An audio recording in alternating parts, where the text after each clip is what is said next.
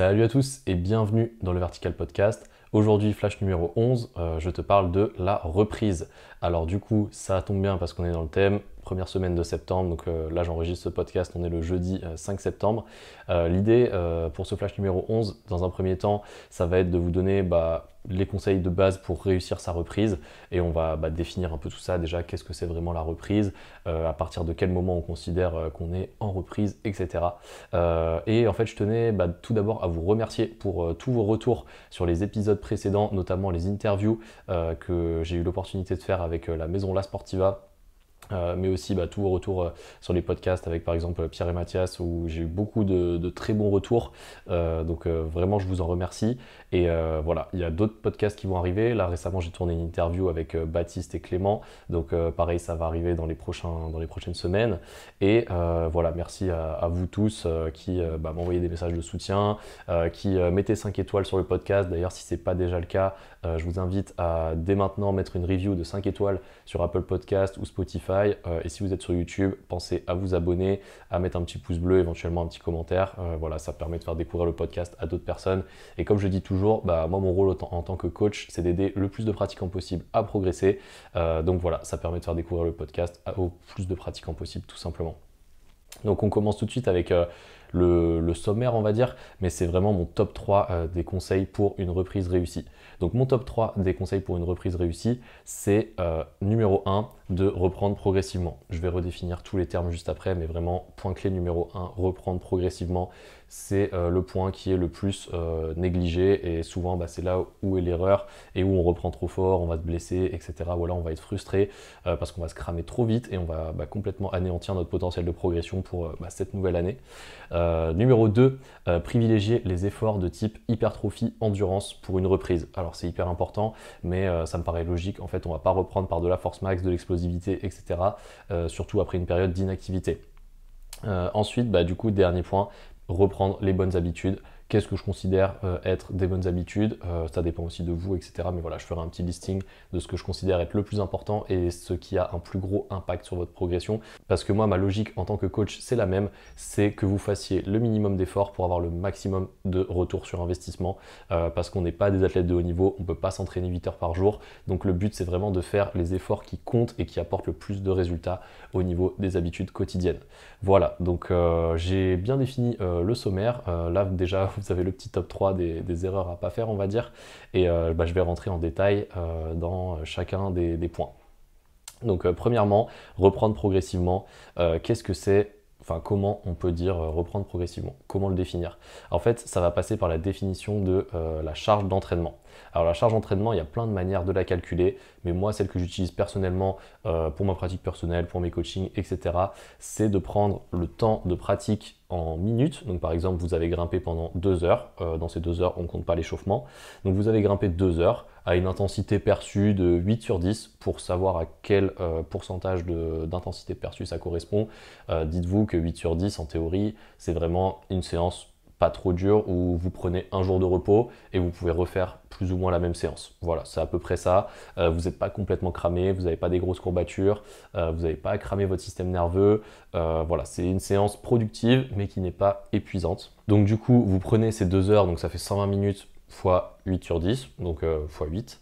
Donc 120 fois 8, ça fait 960. Et donc voilà, vous avez une charge d'entraînement sur cette séance qui est de 960. Ce qu'il faut faire en fait, c'est additionner toutes les charges que vous subissez sur la semaine, que ce soit sur du renfo, donc même formule, par exemple 40 minutes de renfo, fois intensité 10, 10 sur 10, ça fait 400 de charge d'entraînement tout simplement. Et en fait, il faut vraiment additionner tout ce que vous faites dans la semaine. Et par exemple, même si vous partez faire une sortie cardio à basse intensité, je sais pas, une intensité perçue de 5 ou 6 sur 10, si vous sortez pendant 1 heure, c'est de la charge qui s'additionne et que votre corps doit récupérer tout simplement. Vous créez une fatigue et votre corps doit récupérer de cette fatigue-là. Et donc en fait, voilà, vous additionnez tout ça. Et en fait, une fois que vous avez l'habitude de traquer votre charge d'entraînement, en fait, vous pouvez savoir quand est-ce que vous êtes dans une période productif d'entraînement où vous êtes proche de votre capacité max. Donc par exemple, vous êtes en pleine saison, pré-compétition, vous êtes à fond dans l'entraînement. Imaginons que votre charge d'entraînement sur la semaine ce soit 6000. Si pendant l'été vous avez grimpé que 2 fois par semaine et vous n'avez pas fait du tout de renfort, peut-être que votre charge d'entraînement elle est repassée proche des 2500, 3000. Et du coup voilà, c'est vraiment ce gap entre votre plus grosse période, on va dire, où vous êtes proche de votre limite en termes de récupération, etc. et les périodes un peu plus off comme ça, comme l'été où souvent on va moins grimper, soit parce qu'il fait chaud, soit parce qu'on est en vacances, etc. Ou alors des périodes d'inactivité parce que on a des contraintes dans la vie, on travaille plus, on s'entraîne moins. Et en fait, du coup, j'en profite pour faire la transition avec la question de Pierre. Et Pierre m'a posé la question de quand est-ce qu'on parle de reprise en fait, comment on définit qu'on est en reprise ou pas. Alors là, je vais exclure le cas d'une reprise post-blessure. Là, je parle vraiment d'une reprise où il y a eu un événement dans votre vie qui a fait que vous vous êtes moins entraîné, mais pas parce que vous êtes blessé, pas parce que vous avez des douleurs, vraiment juste parce que vous vous êtes moins entraîné, tout simplement. Mais votre corps est resté plus ou moins sain. Donc en fait, on parle de reprise à partir du moment où, c'est ce que je disais juste avant, votre charge d'entraînement max que vous êtes capable de subir est inférieure à celle que vous subissez en ce moment. Et après, il n'y a pas vraiment de pourcentage parce que la charge d'entraînement, c'est vraiment individuel. Un individu débutant peut déjà être proche de sa limite à 3000 de charge d'entraînement par semaine, alors qu'un athlète de haut niveau, il va être peut-être à 15 000 et il va réussir à encaisser ça.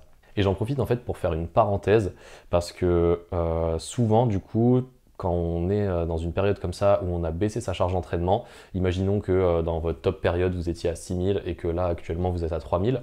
En fait, moi il y a ce que j'appelle la règle du 1-1. La règle du 1-1, qu'est-ce qu'elle dit? Elle dit que si vous arrêtez quelque chose pendant par exemple 3 semaines, il va vous falloir 3 semaines pour récupérer le niveau que vous aviez avant d'arrêter complètement. Donc du coup, moi personnellement, je parle de reprise, pour répondre à ta question Pierre, je parle de reprise à partir du moment où il y a plus que 2 semaines d'arrêt. Parce qu'une semaine d'arrêt, c'est top. Souvent, on va appeler ça une semaine de deload, une semaine de repos. Voilà, c'est vraiment productif, on va dire, de faire des semaines comme ça, un peu off de temps en temps. Surtout pour je trouve la capacité mentale à rester focus sur son objectif, à rester dans les bonnes habitudes, etc. et pas complètement craquer en fait à faire 50 semaines d'entraînement d'affilée et voir qu'on est à la fin sur un plateau et qu'on n'a pas progressé parce qu'en fait on n'a pas pris le temps de se reposer. Donc je considère qu'on est en reprise quand on dépasse 2 semaines d'arrêt / de grosse diminution de la charge et personnellement, du coup, je vous conseille de partir sur un cycle de reprise ou un cycle de volume, enfin voilà, on peut l'appeler un peu comme on veut, d'une durée équivalente à la durée où vous avez été un peu off. Je prends mon exemple personnel. Au mois d'août, je ne me suis pas du tout entraîné. J'ai continué à grimper, mais j'ai quasiment pas fait de renfort. J'ai juste fait un petit rappel de force ou 2 par-ci par-là, juste histoire de conserver un peu les acquis pour repartir de moins loin. Du coup, je vous renvoie au podcast sur le travail de la force, où je parlais justement de comment faire un rappel de force, etc. Alors, je ne sais plus si je le détaille exactement comment faire dans le podcast, mais dans tous les cas, il y a aussi un post en épinglé sur mon profil Instagram, donc je vous invite à aller voir sur mon Instagram comment bien faire un rappel de force tout simplement pour repartir de moins loin.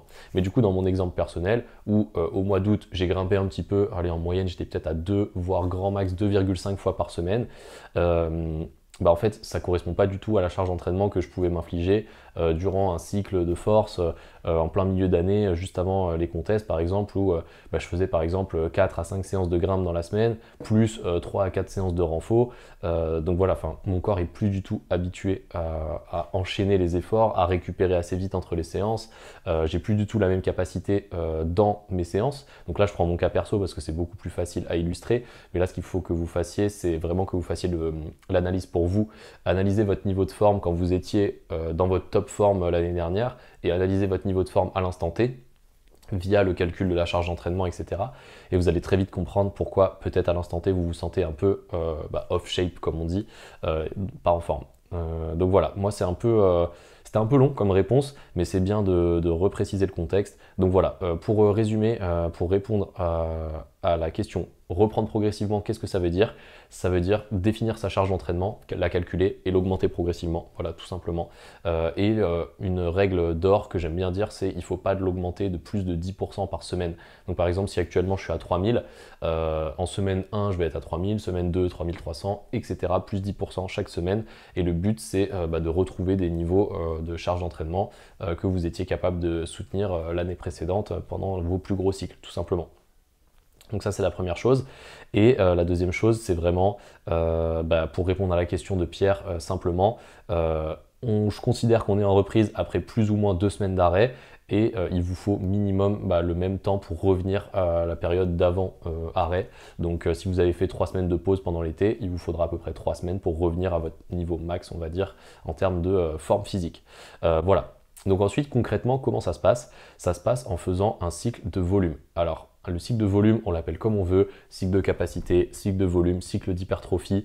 Voilà, vous pouvez l'appeler vraiment comme vous voulez, mais le but, c'est vraiment de comprendre les principes qu'il y a derrière. Et du coup, là, je vais donner 2 grands principes.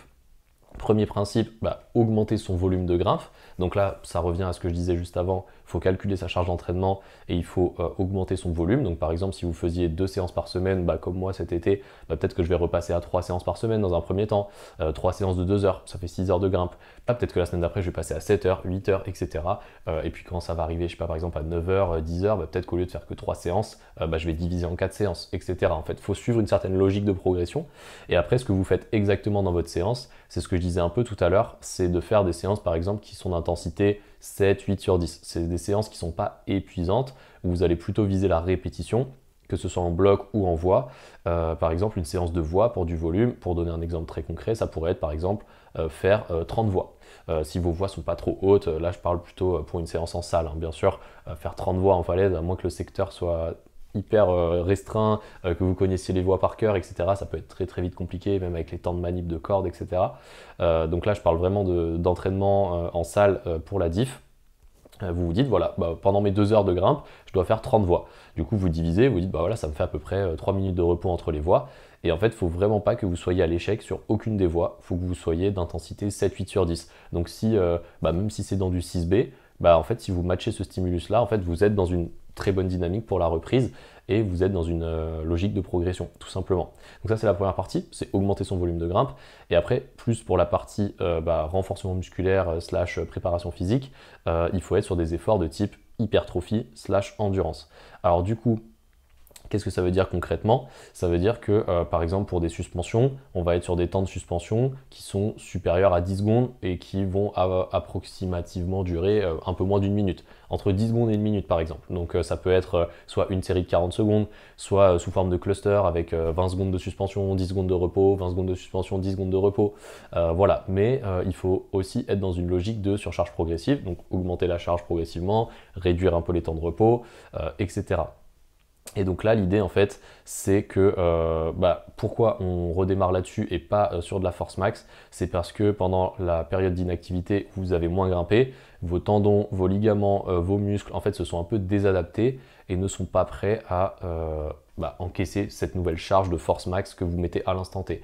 Alors ça, du coup, c'est un peu moins vrai si jamais vous avez fait des rappels de force durant votre période off. Vous allez repartir de beaucoup moins loin. Je prends mon cas personnel. J'estime que j'ai plus ou moins stagné sur ma force d'OA et sur mes tractions durant l'été.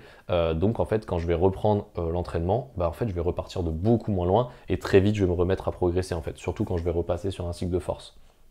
Et donc du coup, quand vous êtes sur une période d'inactivité comme ça ou une période juste avant une reprise, si vous estimez que vous avez stagné comparé à votre meilleur niveau, entre guillemets, c'est déjà une très grande victoire parce que ça veut dire que votre repos a été productif, vous vous êtes bien reposé, vous avez réussi à plus ou moins faire stagner votre niveau, vous n'êtes pas blessé, donc vous repartez motivé au maximum pour tout donner l'année qui arrive. Et ça va aussi vraiment passer par le travail de ce que j'appelle l'endurance.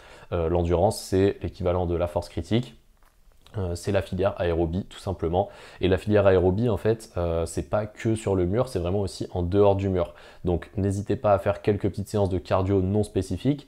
Quand je dis cardio non spécifique, ça peut être de la course à pied en zone 2, ça peut être de la natation avec sous forme de nage continue, et dès que vous sentez que votre rythme cardiaque s'emballe un peu trop, vous faites un petit repos au bout de la ligne.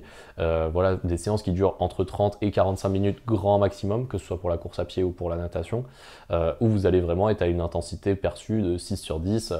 Pour la course à pied, ça va être de la zone 2, voire peut-être de la zone 3, mais voilà, vraiment pas plus. N'hésitez pas aussi à faire un peu si vous n'aimez pas la course à pied par exemple, faites un peu de rameur. Le rameur c'est excellent parce que ça travaille aussi les muscles de tirage, donc c'est de l'aérobie un peu plus spécifique on va dire. Mais voilà, il ne faut pas non plus négliger ce côté aérobie non spécifique à la grimpe, parce que je trouve que dans une période de reprise, ça permet de regagner un peu en condition physique et c'est toujours bien en début d'année. Ensuite, bah, du coup, plus on va avancer dans l'année, plus vous allez être par exemple sur de la force max. Et quand on est en période de force max, bah, on n'a pas envie d'avoir ce cardio en plus qui nous rajoute de la fatigue, etc. Et juste par exemple, bah, aller marcher, ce sera top pour récupérer et pour quand même avoir une activité physique quotidienne. Je vais y revenir dans la partie reprendre les bonnes habitudes. Donc pour vraiment la partie hypertrophie slash endurance, vous devez vraiment viser des temps d'effort qui sont compris entre 10 secondes, et encore 10 secondes c'est vraiment le top end on va dire de la force max, et 1 minute. Donc par exemple si c'est une série de pompes par exemple, bah, vous faites vos répétitions et vous vous dites ok bah si je fais 10 répétitions et que ça dure à peu près 20 secondes, bah ok la séance d'après j'essaye de faire 12 répétitions, ça va durer 25 secondes, etc. etc. jusqu'à arriver à un nombre de répétitions où vous êtes proche des 40 secondes. Donc par exemple 20 répétitions ça fait à peu près 40 secondes si vous respectez un peu les temps de blocage en haut et en bas des pompes par exemple.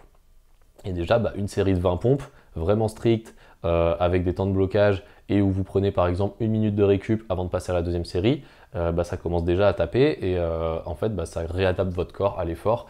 Et on peut aussi être encore plus spécifique dans la partie renforcement en ajoutant des EMOM par exemple. Alors les EMOM ça veut dire every minute on the minute, donc chaque minute pendant la minute. Donc vous allez devoir faire un certain nombre de répétitions toutes les minutes pendant X minutes. Donc par exemple là pour les pompes, vous pouvez vous dire ok je fais 6 pompes par minute pendant 10 minutes.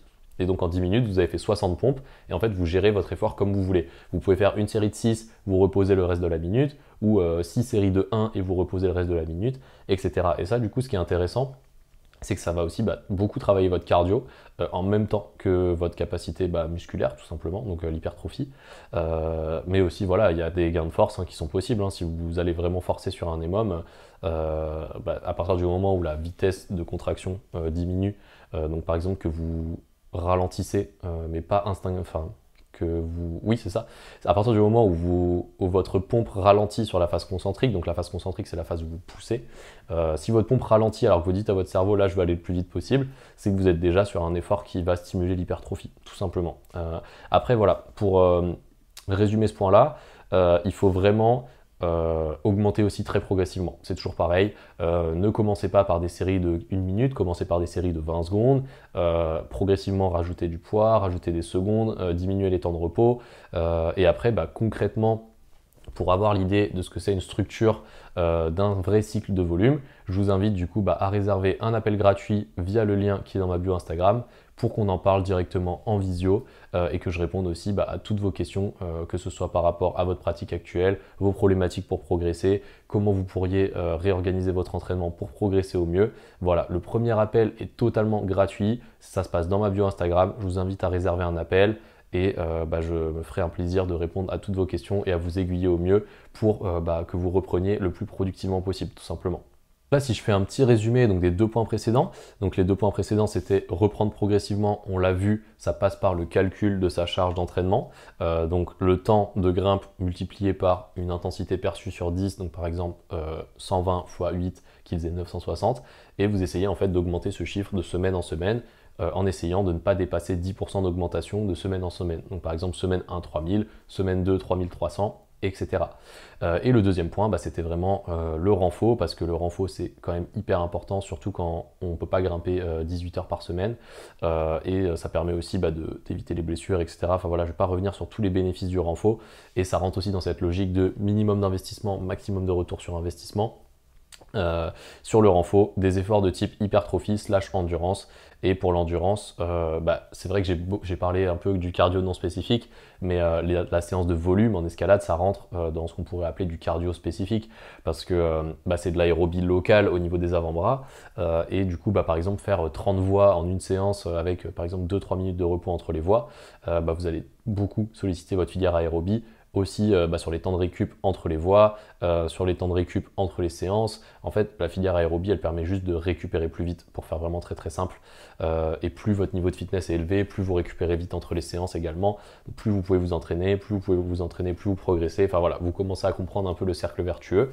Et l'idée, en fait, c'est que, pour conclure un peu là-dessus, c'est que votre cycle de volume dure au minimum bah, la durée que vous avez eu un peu off. Donc par exemple, si vous avez fait par exemple 3 mois d'arrêt, bah, pour moi ça me paraît cohérent de faire minimum 2 mois de cycle de volume avec des périodes de semaines de décharge, hein, bien sûr, mais par exemple faire 3 semaines de volume, une semaine de deload, 3 semaines de volume, une semaine de deload, voilà, ça fait 8 semaines, et vous avez parfaitement repris, et vous êtes prêt à réattaquer avec de la force max, etc. Donc voilà, il ne faut pas négliger ce truc-là, parce qu'en fait, souvent, on reprend trop vite, on va faire peut-être une semaine de reprise, et après on repart direct sur de la force max, et c'est jamais une bonne stratégie selon moi, ça amène plus souvent à de la blessure et à de la frustration qu'à une réelle progression. Et donc du coup, pour faire la transition, le dernier point, c'est reprendre les bonnes habitudes. Alors reprendre les bonnes habitudes, là ici j'en ai listé 4, je vais rentrer en détail dans chacune des 4 qualités suivantes. Numéro 1, le sommeil, numéro 2, l'alimentation, numéro 3, la marche, numéro 4, les étirements. Voilà, tout ça, ça va vraiment avoir un impact colossal sur votre progression. Et je commence tout de suite par le sommeil. Ça paraît évident, mais bien dormir et avoir un sommeil réparateur, c'est la base en fait pour progresser, parce que si vous dormez pas assez, vous récupérez pas de vos séances. Si vous récupérez pas de vos séances, vous pouvez moins forcer à l'entraînement. Si vous forcez moins, vous progressez moins. Ça, c'est dans le meilleur des cas. Dans le pire des cas, vous récupérez pas assez, vous dépassez votre capacité, vous vous blessez. Ça, c'est le pire des cas. Donc vraiment, voilà, le sommeil, beaucoup trop important, et je vais vous donner 2 grands conseils pour optimiser votre sommeil. Conseil numéro 1, ça va être de prendre un repas pré-sommeil, donc votre dernier repas de la journée, assez riche en glucides et avec des glucides qui se digèrent assez rapidement. Donc par exemple du riz, des pommes de terre, de la patate douce, des lentilles corail, enfin voilà, vraiment une source de glucides qui se digèrent assez rapidement. Donc pas forcément des pâtes pour le coup, les pâtes ça se digère assez mal, ou alors si vous digérez bien ça peut le faire, mais typiquement, voilà, faut qu'il y ait des glucides dans votre repas pré-sommeil. Pourquoi je dis ça? Parce que les glucides, en fait, sont précurseurs de plein d'hormones qui vont vous permettre de bien dormir. Et ça, c'est capital. Et en fait, souvent, on a un peu cette idée reçue de oui, mais si je mange des féculents le soir, je vais les stocker pendant que je dors, etc. Voilà, ça, c'est vraiment une idée reçue. Il faut vraiment pas croire ça. Si ça rentre dans votre total calorique et que vous n'êtes pas en surplus calorique sur la journée, manger des glucides le soir, c'est une très bonne stratégie pour optimiser votre sommeil, parce qu'il y a tout ce qui est réaction hormonale, etc. Je ne vais pas rentrer dans les détails, ça reste un podcast flash, mais si jamais vous avez des questions par rapport à tout ça, n'hésitez pas, la section commentaires elle est ouverte, elle est faite pour ça, mes DM sur Instagram ils sont ouverts exactement pour ça aussi. Donc voilà, surtout vous n'hésitez pas. Donc ça c'est le premier conseil, manger un repas riche en glucides. Et un petit truc aussi que vous pouvez faire, c'est manger des aliments qui sont un peu riches en tryptophane. Donc le tryptophane c'est un acide aminé, on en retrouve souvent par exemple dans le chocolat noir. Donc par exemple un repas riche en glucides plus 2 carrés de chocolat noir plus que 85% avant de dormir, vous êtes au max pour passer une bonne nuit de sommeil. Et si possible, le timing de votre repas pré-sommeil, minimum 1 heure à 1 heure et demie avant de dormir. Si vous vous entraînez le soir, ça peut être compliqué à respecter, mais dans tous les cas, ça reste une recommandation et c'est pas grave si vous mangez 30 minutes avant de dormir, vous rentrez de l'entraînement, vous vous douchez, vous mangez, vous allez dormir, c'est pas trop grave à partir du moment où vous dormez bien. Et bien dormir, c'est le conseil suivant. Et comment on fait pour bien dormir? Déjà, il faut essayer de respecter des horaires de coucher et de lever qui sont plutôt stables. Donc vraiment, c'est beaucoup mieux de dormir de 22h à 6h et de dormir que 8h que de faire une nuit de 9h mais qui commence à 1h du matin et vous vous réveillez à 10h. Parce qu'en fait, les heures de sommeil avant minuit, c'est un peu comme si ça comptait double en termes de sommeil réparateur. Voilà, je ne vais pas rentrer dans les détails. Pour ceux qui sont vraiment intéressés par tout ce qui est optimisation du sommeil, je vous enverrai un lien vers le podcast de Andrew Huberman sur le sommeil, qui est hyper complet à ce niveau-là. Mais voilà, heure de coucher, heure de lever plutôt stable, s'exposer à la lumière du soleil pendant la journée si possible. Aussi tout ce qui va être compléments alimentaires. Les compléments alimentaires pour optimiser le sommeil, ça va être de prendre du magnésium et du zinc 30 minutes avant de dormir. Donc là, dans l'exemple que je donnais, vous prenez votre repas par exemple 1 heure avant d'aller dormir, et puis 30 minutes avant d'aller dormir, hop, zinc, magnésium, et après vous êtes au max pour passer une très bonne nuit de sommeil.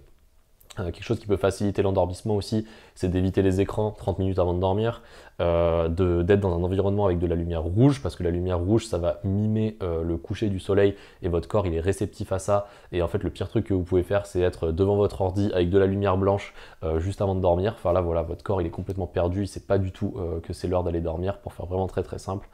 Et le dernier point, c'est la durée du sommeil. La durée du sommeil, voilà, c'est très individuel, mais souvent on est tous carencés en sommeil, entre guillemets. On a tendance à pas dormir assez. Et ça, voilà, ça peut être dû à votre style de vie, à votre emploi, etc. Et ça, c'est des contraintes qu'il faut gérer. Et vraiment, du coup, ça passe par l'optimisation de la qualité de sommeil. Et ne négligez pas aussi tout ce qui est boule qui est, masque, donc masque pour les yeux pour éviter d'avoir de la lumière, d'être dans un environnement vraiment sombre, donc vraiment d'avoir des rideaux occultants, de bien fermer les volets, de pas dormir sous un lampadaire, pour faire vraiment très très simple. Enfin voilà, l'optimisation du sommeil, c'est beaucoup trop important. Je pourrais en parler pendant 1 h 30 s'il faut, mais si jamais ça vous intéresse, pareil, je vous enverrai les liens vers le podcast de Andrew Huberman qui a déjà fait ça mieux que moi. Mais voilà, optimiser son sommeil, beaucoup trop important. Et si jamais vous êtes intéressé par les compléments alimentaires, là notamment j'ai parlé du magnésium et du zinc, il y a mon code promo NutriPure qui est un code de parrainage. Je ne suis pas sponsorisé par NutriPure, voilà, c'est juste le programme de parrainage classique. Mais si vous commandez, vous avez 10% de réduction sur votre première commande. Moi, je cagnotte aussi 10%. Voilà, c'est gagnant-gagnant, on va dire. Et si vous avez besoin de conseils pour les compléments alimentaires, n'hésitez pas. Pareil, mes DM sur Instagram sont ouverts et sont faits pour ça. Ensuite, l'optimisation de votre alimentation. Alors là, c'est pareil, je ne vais pas rentrer énormément dans les détails parce que en fait, c'est un travail qui prend du temps. Et en fait, je prends le temps de faire ça dans mes suivis. Donc, si jamais vous êtes intéressé par un suivi, je vous redis ce que j'ai déjà dit plus tôt dans le podcast. N'hésitez pas à réserver votre appel gratuit via le lien dans ma bio Instagram. Le premier appel est totalement gratuit et on prend le temps de faire le point, je réponds à vos questions. Voilà, j'ai déjà tout dit un peu au-dessus, mais vraiment l'alimentation, c'est un point où j'accorde une importance particulière dans mes suivis en fait parce que ça a un impact colossal sur votre progression. Mais pour faire vraiment très très simple, les 3 gros piliers de l'alimentation, selon moi, ça va être la quantité de protéines que vous allez manger, la qualité des lipides et ensuite le nombre de calories totales sur votre journée. Donc en fait, pour les protéines, pour faire vraiment très très simple, visez 2 grammes par kilo de poids de corps au maximum. J'insiste bien sur le au maximum, c'est limite à pas dépasser. Souvent, personnellement, je conseille beaucoup plus 2 grammes de protéines par kilo de masse maigre. Donc il faut soustraire sa masse grasse de son poids de corps et vous multipliez par 2 et vous avez votre quota de protéines. Par exemple, je pèse 50 kg, j'ai 10% de masse grasse, donc j'ai 5 kg de masse grasse. Je pèse pas vraiment 50 kg, c'est pour l'exemple. Donc je prends 45 kg de masse sèche x 2, ça fait 90 grammes de protéines par jour. Donc voilà, ça c'est vraiment pour faire un calcul très simple et de ne pas dépasser ce quota-là, parce que en fait, tout ce que vous mangez en plus, votre corps il va le transformer et ce ne sera pas utilisé pour la construction musculaire tout simplement. Ensuite, du coup, numéro 2, ça va être la qualité des lipides. Manger des lipides de qualité, c'est beaucoup trop important pour tout ce qui est optimisation hormonale, la testostérone, etc. Un petit top 3 des meilleures sources de lipides, le jaune d'œuf, l'huile d'olive et l'avocat. Voilà, très très rapide, mais il faut vraiment optimiser la qualité de vos lipides, c'est hyper important. Et le dernier point, c'est le total calorique sur la journée et sur la semaine. Il faut absolument que vous soyez au minimum en maintenance, voire en léger déficit ou en léger surplus, mais jamais en très gros surplus, sauf si vous devez vraiment prendre du muscle, ou jamais en très gros déficit, sauf si jamais vous devez perdre beaucoup de gras. Mais vraiment viser par exemple un plus 250 si vous devez prendre un peu de muscle ou être vraiment en forme pendant un cycle de force par exemple, ou viser moins 250 par rapport à votre maintenance calorique si vous êtes sur un cycle de recomposition corporelle. Donc pour une reprise, ça peut être totalement logique d'être dans cette approche-là, mais déjà rien que d'être à sa maintenance et de reprendre un peu les bonnes habitudes, ça va suffire en fait pour réoptimiser votre composition corporelle. Donc concrètement, qu'est-ce que ça veut dire? Ça veut dire que vous allez perdre un peu de masse grasse, augmenter un peu votre masse musculaire. Donc voilà. Donc très simple pour l'alimentation, c'est ces 3 piliers. Et si vous voulez rentrer plus en détail, l'appel gratuit via le lien dans ma bio Instagram est là pour ça. Ensuite, la marche, pareil, c'est beaucoup trop important parce qu'en fait, on a ce qu'on appelle aujourd'hui le syndrome du sportif sédentaire. En fait, vous avez beau grimper 3 fois par semaine en salle, si le reste de la journée et de la semaine, vous êtes assis derrière un bureau ou vous regardez la télé quand vous rentrez chez vous, enfin voilà, vous n'avez pas d'activité physique en plus que ça, en fait, vous êtes un sportif sédentaire. Et ça, c'est très mauvais parce que ça bride énormément votre potentiel de récupération. C'est pas du tout bon pour votre filière aérobie qui est responsable de votre synergie de récupération. Et donc, en fait, la marche, souvent, on va dire marcher 10 000 pas par jour. Alors que ce soit 9 000 ou 11 000, c'est pareil, hein. Mais l'idée, c'est que ça fait à peu près 1 heure de marche dans la journée. Et c'est hyper important, selon moi, d'avoir cette activité physique quotidienne en plus de votre pratique sportive pour tous les bienfaits que ça apporte. Et là, je ne vais pas vraiment rentrer en détail dans tous les bienfaits de la marche, mais même sur l'aspect psychologique, ça a un très gros impact parce que quand vous allez marcher, soit vous écoutez des podcasts qui vont vous aider à vous développer personnellement, soit vous n'écoutez rien et vous êtes avec vos propres pensées. Vous pouvez penser à vos objectifs, pourquoi vous êtes en train de faire ci, pourquoi vous êtes en train de faire ça, comment je peux améliorer telle ou telle chose. Enfin, en fait, voilà, il y a vraiment trop d'avantages à la marche. Donc voilà, pourquoi c'est dans ce top des habitudes. Et en dernier, c'est les étirements. Alors les étirements, on est tous des mauvais élèves sur les étirements. On les fait jamais de manière assidue, on ne sait pas pourquoi on les fait, etc.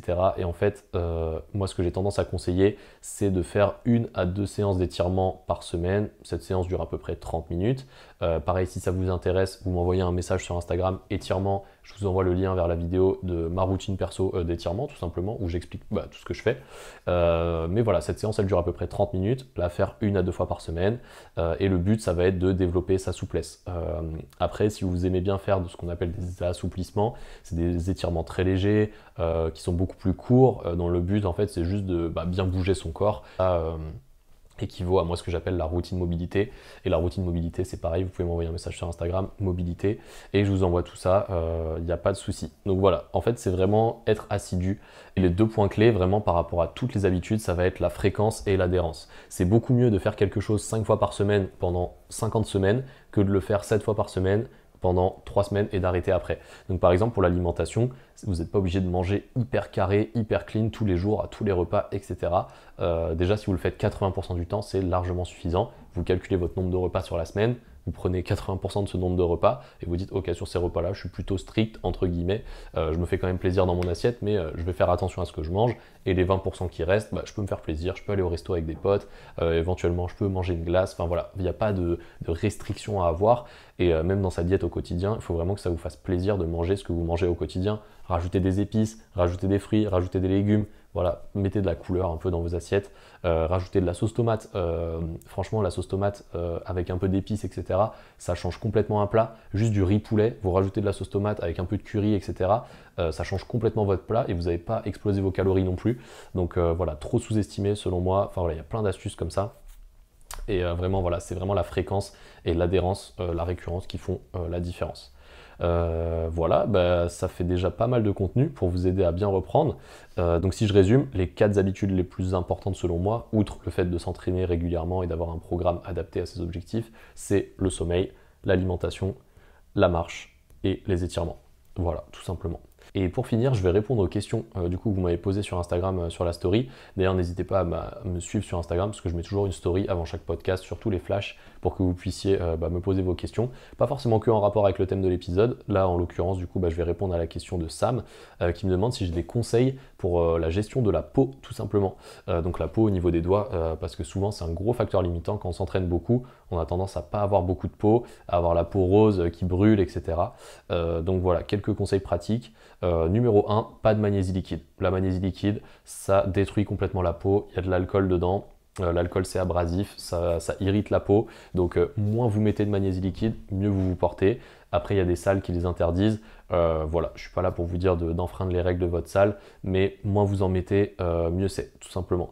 Ensuite, la deuxième stratégie, ça va être de poncer votre peau avec du papier de verre pour enlever en fait toutes les imperfections, parce que souvent les imperfections, elles s'agrandissent en fait. C'est-à-dire que si vous avez un petit truc qui dépasse, des fois ça peut finir en split, alors que si vous l'aviez coupé avec un coupe-ongle et que vous aviez poncé un peu, ça aurait disparu et ça se serait très vite remis.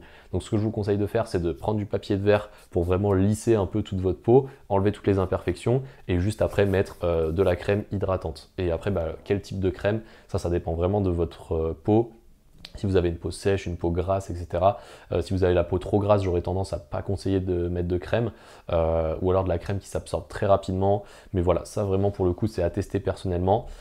Ensuite, j'ai noté aussi l'anti-hydral parce que c'est quelque chose qui peut être utilisé. Alors, l'anti-hydral, pour ceux qui ne connaissent pas, c'est un produit qui empêche de transpirer. Il y en a un petit peu dans tout ce qui est aussi les solutions Rhinoskin. Alors, l'anti-hydral, c'est archi violent et il ne faut absolument pas en mettre dans les intersections des phalanges.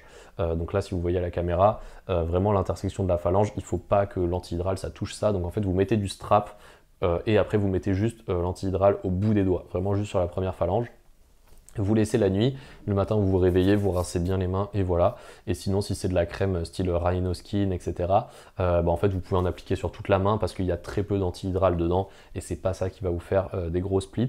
Mais voilà, l'anti-hydral ça peut aussi aider à avoir une meilleure qualité de la peau parce que en fait ça va vous permettre de moins glisser sur les prises. Et en fait à chaque fois que vous glissez sur une prise, ça ponce la peau.